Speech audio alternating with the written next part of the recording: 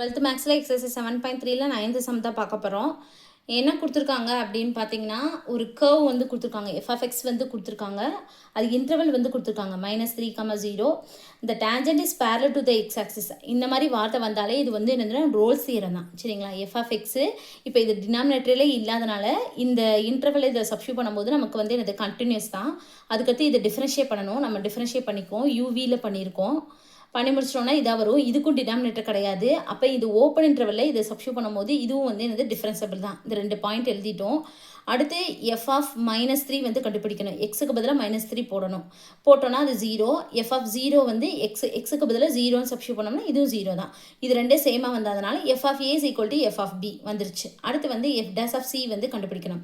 அப்போ f' 0 நம்ம கண்டுபிடிச்சிருக்கோம் டிஃப்ரென்ஷியேட்டு. அதில் எக்ஸுக்கு பதிலாக சின்னு போட்டு இதில் போட்டணும். இது இங்கிட்டு போகும்போது 0 ஆயிரும். பவர் வந்து இங்கிட்டு போகும்போது 0 ஆயிரும். இந்த +3 இந்த பக்கம் போகும்போது -3 இங்கே /2 வரும். அவ்வளோதான். இது வந்து இதுக்குள்ளே இருக்குன்னு சொல்லி போட்டு முடிச்சுருங்க. அவ்வளோதான் சம். தேங்க்யூ.